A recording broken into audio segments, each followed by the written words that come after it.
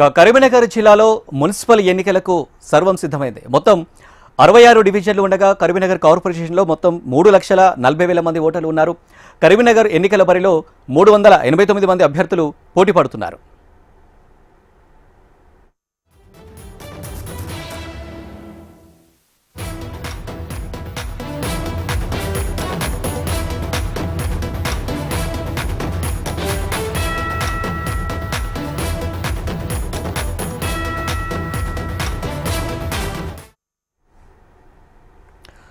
కరీంనగర్ జిల్లాలో మున్సిపల్ ఎన్నికలకు సర్వం సిద్ధమైంది. మొత్తం 66 డివిజన్లు ఉండగా కరీంనగర్ కార్పొరేషన్లో మొత్తం 3,40,000 మంది ఓటర్లు ఉన్నారు.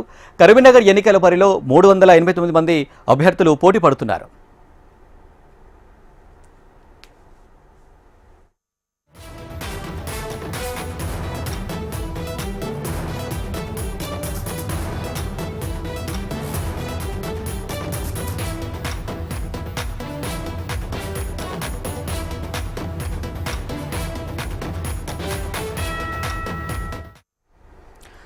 కరీంనగర్ జిల్లాలో మున్సిపల్ ఎన్నికలకు సర్వం సిద్ధమైంది. కరీంనగర్లో మున్సిపల్ ఎలక్షన్లకు సంబంధించి మరిన్ని డీటెయిల్స్ మా ప్రతినిధి కరీంనగర్ నుండి గోపాలకృష్ణ లైవ్లో సిద్ధంగా ఉన్నారు అందించడానికి. గోపాలకృష్ణ, రేపు జరగబోయే మున్సిపల్ ఎలక్షన్లకు సంబంధించి అధికారులు ఎలాంటి ఏర్పాట్లు చేస్తున్నారు, ఏంటి పూర్తి డీటెయిల్స్?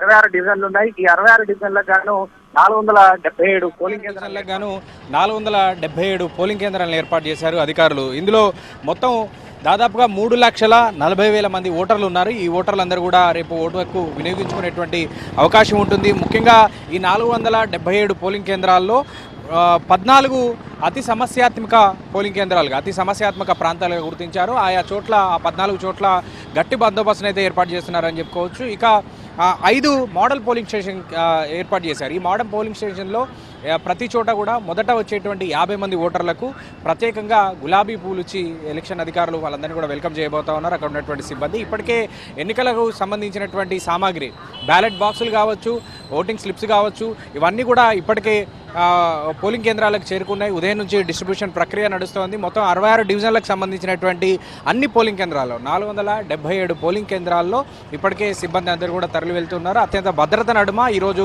రాత్రి వాళ్ళందరూ కూడా అక్కడే స్టే చేయబోతూ ఉన్నారు. రేపు ఉదయం 7 గంటలకు ఎన్నిక ప్రారంభం కాబోతా ఉంది. ఈ ఎన్నికల నేపథ్యంలో సాయంత్రం వరకు కూడా చాలా పటిష్టమైనటువంటి బందోబస్తు అనేది ఏర్పాటు చేసుకున్నారు. స్థానికంగా ఉన్నటువంటి SRR కళాశాల మైదానంలోనే 2 స్ట్రాంగ్ రూమ్లు ఏర్పాటు చేశారు. ఆ స్ట్రాంగ్ రూముల్లో బ్యాలెట్ బాక్సులన్నీ కూడా భద్రపరచబోతూ ఉన్నారు. 13 జరిగినటువంటి కౌంటింగ్ కూడా అక్కడే జరగబోతోంది. ఇక మిగతా ప్రాంతాల్లో చూస్తే, ఉమ్మడి కరీంనగర్ జిల్లాలో చూస్తే మనం 2 కార్పొరేషన్లు ఉన్నాయి, కరీంనగర్, రామగుండం. ఈ 2 చోట్ల కూడా టైట్ ఫైట్ జరగబోతోంది. అన్ని చోట్ల కూడా, ఈ 2 చోట్ల ముఖ్యంగా అన్ని పార్టీలు కూడా చాలా సీరియస్గా తీసుకున్నటువంటి పరిస్థితులు కనిపించాయి. ఈ నేపథ్యంలో అక్కడ ఉన్నటువంటి పరిస్థితులు, రాజకీయ పరిస్థితుల నేపథ్యంలో భద్రత పరంగా చాలా కీలకంగా ఏర్పాటు చేసుకున్నారు పోలీసులు. ఎక్కడికక్కడ బందోబస్తును ఏర్పాటు చేశారు.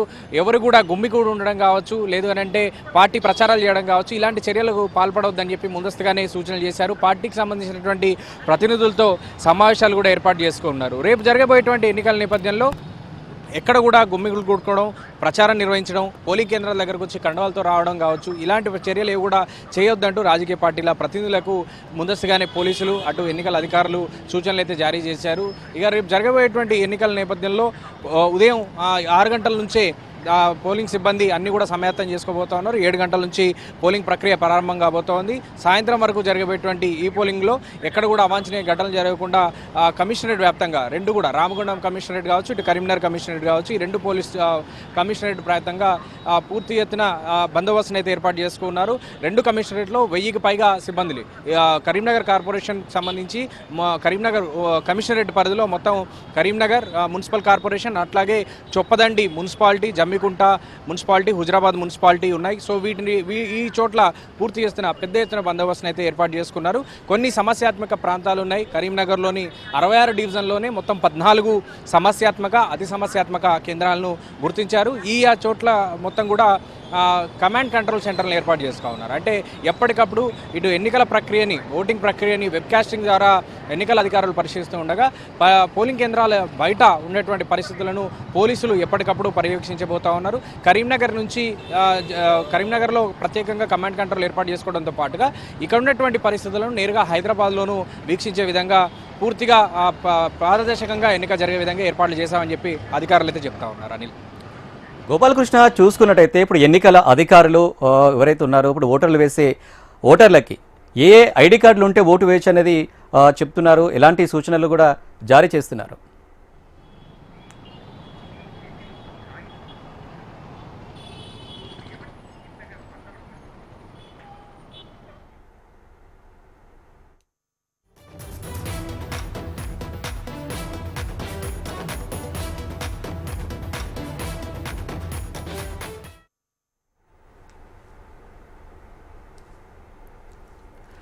గోపాలకృష్ణ, ఎన్నికల అధికారులు ఓటు వేసే ఓటర్లకు ఏ గుర్తింపు కార్డులు తెచ్చుకోవచ్చని సూచిస్తున్నారు, అలాగే ఎలాంటి సూచనలు కూడా జారీ చేస్తున్నారు? ఓటర్లకు ముఖ్యంగా చాలా కార్డుల విషయంలో, గుర్తింపు కార్డుల విషయంలో కేవలం ఓటర్ ఐడి మాత్రమే కాదు, ఓటర్ ఐడి ఉన్న వాళ్లకు చాలా ముఖ్యంగా అంటే ఈజీగా ప్రాసెస్ అవుతుంది. మిగతా ఐడి కార్డులు కూడా తీసుకుని వచ్చేటువంటి అవకాశాన్ని కల్పిస్తూ ఉన్నారు. సో ఓటర్లు ఎక్కడ కూడా ఇబ్బంది పడాల్సినటువంటి అవసరం లేదనంటూ క్లియర్ కట్గా ఇప్పటికే జిల్లా స్థాయిలో ఉన్నటువంటి ఎన్నికల అధికారులు, రిటర్నింగ్ అధికారులు కావచ్చు, ఇతర అధికారులు కావచ్చు, పోలింగ్ సిబ్బంది కావచ్చు, సూచనలు అయితే జారీ చేశారు.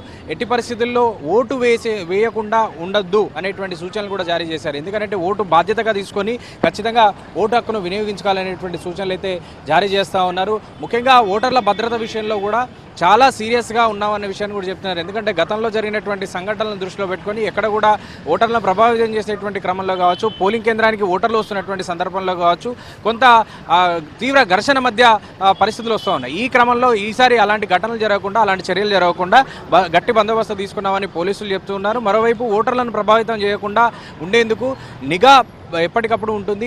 స్క్వాడ్ టీంలు కూడా ఎన్నికల అధికారులు స్క్వాడ్ టీంలను కూడా ఏర్పాటు చేసుకున్నారు. ఈ స్క్వాడ్ టీమ్స్ అన్ని కూడా ఫ్లయింగ్ స్క్వాడ్స్ కావచ్చు, ఇవన్నీ కావచ్చు, ఎప్పటికప్పుడు పోలింగ్ కేంద్రం పరిసరాల్లోనే తిరుగుతూ అలాగే ఓటర్లను ప్రభావితం చేస్తున్నటువంటి సందర్భాలను ఎప్పటికప్పుడు రికార్డ్ చేసుకునేటువంటి అవకాశం ఉందని అటు అభ్యర్థులకు కూడా హెచ్చరికలు అయితే జారీ చేశారు.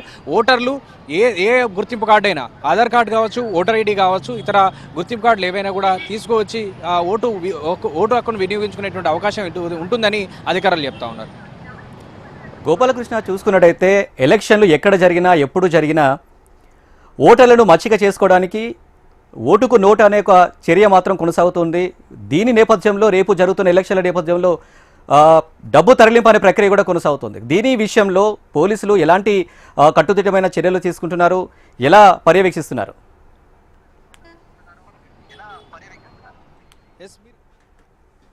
ప్రభావితం చేసేందుకు పోల్ మేనేజ్మెంట్ అనేటువంటి పదంతో జరిగేటువంటి తంతు ఇదంతా కూడా వాళ్ళని ప్రభావితం చేసుకునేందుకు రకరకాలుగా ప్రయత్నాలు చేస్తూనే ఉంటారు. ఈ క్రమంలోనే పోలింగ్ అధికారులు కావచ్చు, ఎలక్షన్ అధికారులు కావచ్చు, పోలీసులు కావచ్చు నిఘా అయితే పెట్టారు. గత వారం 10 రోజులుగా మనం చూస్తున్నటువంటి సందర్భంలో ఎప్పుడైతే ఈ మున్సిపల్ ఎన్నికలకు సంబంధించినటువంటి కోడ్ వచ్చిందో ఆ సందర్భం నుంచి చూస్తే అత్యధికంగా ధన ప్రవాహం జరుగుతుందనేటువంటి అనుమానాలు కావచ్చు, ఫిర్యాదులు కావచ్చు వచ్చాయి. ఈ క్రమంలో చాలా చోట్ల పోలీసులు తనిఖీలు చేశారు, వాహన తనిఖీలు చేశారు, కొన్ని చోట్ల ఇళ్లలో కూడా తనిఖీలు చేసినటువంటి పరిస్థితి కనిపించింది. వాహనంలో తరలిస్తున్నటువంటి డబ్బుని, బంగారాన్ని సీజ్ చేశారు కొన్ని చోట్ల. మరికొన్ని చోట్ల మీరు అన్నట్టుగా ఎక్కడైతే కొంతమంది పోటీ చేసినటువంటి అభ్యర్థులకు వచ్చినటువంటి గుర్తుని వాళ్ళకు ఓటర్లకు గిఫ్ట్గా పంపడం కావచ్చు, లేదు అని అంటే డబ్బు రూపేణా వాళ్ళకి ఇచ్చి ప్రభావితం చేసుకునేటువంటి పరిస్థితులు కావచ్చు, ఇవన్నీ కూడా పోల్ మేనేజ్మెంట్ చేస్తూ ఈరోజు పెద్ద ఎత్తున జరిపే అవకాశం ఉందని పోలీసులకు కానీ ఇటు ఎన్నికల అధికారులకు కానీ సమాచారం ఉన్న నేపథ్యంలో ఈరోజు కరీంనగర్లో పటిష్టమైనటువంటి నాకబందీని కూడా విధించబోతా ఉన్నారు. రాత్రి ఎవరు కూడా నలుగురు మించి గుమ్మడి కూడా తిరగొద్దు అనేటువంటి విషయాన్ని అయితే సూచిస్తూ ఉన్నారు. ఎప్పటికప్పుడు సీసీ కెమెరాల ద్వారా, కమాండ్ కంట్రోల్ ద్వారా ఎప్పటికప్పుడు సమాచారాన్ని తీసుకుంటున్నామని చెప్తున్నారు. ఇప్పటికే ప్రభావితం అయినటువంటి కొన్ని ప్రాంతాలు అంటే అనుమానంగా ఉంది, ప్రభావితం చేస్తున్నారు అనేటువంటి ఫిర్యాదులు వచ్చిన నేపథ్యంలో ఆయా ప్రాంతాల్లో పోలీసులు, ఎన్నికల అధికారుల తనిఖీలు అయితే కొనసాగుతూ ఉన్నాయి. గోపాలకృష్ణ, గత స్థానిక ఎలక్షన్లను చూసుకున్నట్టయితే ఈ మున్సిపల్ ఎలక్షన్లకు ఏ విధంగా ఉండబోతుంది, అంటే పర్సంటేజ్ విధంగా ఓటర్ శాతం ఏ విధంగా ఉండబోతుంది స్థానిక ఎలక్షన్లకు సంబంధించి ఇప్పుడు మున్సిపల్ ఎలక్షన్ జరిగే విషయానికి వస్తే? స్థానిక ఎన్నికల సమరానికి మనం చూస్తే మొన్న జరిగినటువంటి ఎలక్షన్లన్నీ కూడా గ్రామీణ ప్రాంతాల్లో జరిగినటువంటి ఎలక్షన్స్, కానీ ఇప్పుడు జరిగేది పూర్తిగా అర్బనైజ్డ్ ప్రాంతం, మున్సిపల్స్ అలాగే కార్పొరేషన్ పరిధిలో జరుగుతూ ఉన్నాయి. కానీ మనం 2020లో జరిగినటువంటి మున్సిపల్ ఎన్నికలతో ఇప్పుడు మనం కనుక పోల్చుకుంటే అప్పటికి ఇప్పటికీ ఉన్నటువంటి డివిజన్ల సంఖ్య దాదాపు అన్ని కార్పొరేషన్లో కూడా పెరిగినటువంటి సందర్భం. 2020లో కేవలం కరీంనగర్లో 50 డివిజన్లు మాత్రమే ఉన్నాయి. అప్పుడు మొత్తం దాని తర్వాత 2020 ఎలక్షన్ తర్వాత 60 డివిజన్లుగా మార్చింది అప్పుడు ఉన్నటువంటి బీఆర్ఎస్ ప్రభుత్వం. ఇక ఇటీవల కాంగ్రెస్ ప్రభుత్వం వచ్చిన తర్వాత కరీంనగర్లో మరో 6 డివిజన్లను పెంచింది. చుట్టుపక్కల ఉన్నటువంటి గ్రామాలను విలీనం చేస్తూ మొత్తం కరీంనగర్ని 66 డివిజన్లుగా రూపుదిద్దించింది. ఇప్పుడు 66 డివిజన్లో ఎన్నికలు జరగబోతున్నాయి. మీరు అన్నట్టుగా ఒకవేళ పర్సంటేజ్ లెక్క తీసుకున్నా కూడా గతంలో కంటే ఈసారి ఓటర్ల సంఖ్య కూడా పెరుగుతూ ఉంటుంది. ఓటర్ల సంఖ్య పెరిగిన క్రమంలో గతం కంటే పర్సంటేజ్ అయితే పెరిగేటువంటి అవకాశాలు ఉన్నాయి. ఎందుకంటే ఇప్పుడు ఏదైతే 16 గ్రామాలు అడిషనల్గా కరీంనగర్లో చేరాయో ఈ గ్రామాలు గతంలో గ్రామ పంచాయతీలుగా ఉన్నాయి. గ్రామ పంచాయతీలుగా అక్కడ ఉన్నటువంటి సర్పంచ్ని ఎన్నుకునేందుకు ఓటు హక్కును వినియోగించుకున్నారు. కానీ ఇటీవల జరిగినటువంటి సర్పంచ్ ఎన్నికల్లో వారికి పట్టణైజేషన్ అంటే అర్బనైజేషన్లో మున్సిపల్లో కలిశారు కాబట్టి వాళ్ళకి స్థానిక ఎన్నికలు జరగలేదు. ఇప్పుడు జరిగేటువంటి ఎన్నికల్లోనే వాళ్ళు ఓటు హక్కు వినియోగించుకునే అవకాశం ఉంటుంది. ఇప్పుడు జరిగేటువంటి ఈ 16 డివిజన్లలో జరిగేటువంటి ఎన్నిక చాలా కీలకమని చెప్పాలి. ఎందుకంటే రాజకీయాలను ప్రభావితం చేయొచ్చు, ఎన్నికలను ప్రభావితం చేయొచ్చు, పూర్తిగా తీర్పును ప్రభావితం చేసేటువంటి ఓటర్లు ఈ 16 డివిజన్లో ఉన్నారు. సో డెఫినెట్గా కరీంనగర్ మున్సిపల్ ఎన్నికల్లో మొత్తం 3,40,000 మంది ఓటర్లు సుమారుగా ఉన్నట్టుగా లెక్కలు చెప్తూ ఉన్నాయి. వీళ్ళందరూ కూడా రేపు ఓటు హక్కు వినియోగించుకునేటువంటి అవకాశం ఉంటుంది. 2020 లెక్కలతో చూస్తే అప్పుడున్నటువంటి 50 డివిజన్ల ప్రకారం లెక్కలు చూస్తే 80% పైగా ఓటింగ్ జరిగింది. సో ఈసారి కూడా 66 డివిజన్ల లెక్క చూస్తే అలా అంతే, అంటే 80% పైగా ఓటు హక్కు వినియోగించుకునే అవకాశం కనబడుతుంది. నెంబర్ ఒకటే అయినప్పటికీ ఓటర్ల సంఖ్య మాత్రం పెరిగే అవకాశం ఉంటుంది. మరోవైపు సమస్యాత్మక ప్రాంతాలైతే గుర్తించారని చెప్పారు మీరు. సో అక్కడ ఇలాంటి కట్టుదిట్టమైన ఏర్పాట్లు చేస్తున్నారు. అక్కడ ఓటర్ల ప్రభావితం ఏ విధంగా ఉండబోతుంది? మొత్తం 66 డివిజన్లలో 14 సమస్యాత్మక అతి సమస్యాత్మక ప్రాంతాలను గుర్తించారు. ఈ కేంద్రాల్లో మొత్తం వెబ్కాస్టింగ్ ద్వారా ఇటు ఎన్నికల అధికారులు ఎప్పటికప్పుడు అక్కడ ఉన్నటువంటి పరిస్థితులను పర్యవేక్షించేటువంటి అవకాశం ఉంటుంది. ఇక పోలీసులు కూడా ఇటు పోలీసులు కమాండ్ కంట్రోల్ సెంటర్ని ఏర్పాటు చేసుకున్నారు. ఈ కమాండ్ కంట్రోల్ సెంటర్ల ద్వారా అక్కడ ఉన్నటువంటి అంటే పోలింగ్ కేంద్రం లోపల జరుగుతున్నటువంటి వ్యవహారాలన్నీ కూడా వెబ్కాస్టింగ్ ద్వారా ఇటు ఎన్నికల అధికారులు పర్యవేక్షిస్తూ ఉండగా పోలింగ్ స్టేషన్ బయట ఆవరణలో ఉన్నటువంటి పరిస్థితులు కావచ్చు, ఆయా 14 ప్రాంతాల్లో ఆవరణలో ఉన్నటువంటి పరిస్థితులను ఎప్పటికప్పుడు పోలీసులు వీడియో చిత్రీకరణ అంటే సీసీ కెమెరాల ద్వారా కావచ్చు, బ్లూకోట్ టీమ్స్ వీడియో చిత్రీకరణ కావచ్చు, అట్లాగే వెబ్కాస్టింగ్ ద్వారా కావచ్చు, ఇవన్నీ కూడా పర్యవేక్షించేటువంటి అవకాశం కనబడుతుంది. మరోవైపు బందోబస్తును కూడా అత్యధికంగా అక్కడ ఏర్పాటు చేశారు. 24 గంటల ముందు నుంచే అక్కడ ఉన్నటువంటి పరిస్థితులను తమ ఆధీనంలోకి తోసుకొని నిఘా వ్యవస్థనైతే కట్టుదిట్టం చేశారనే చెప్పాలి.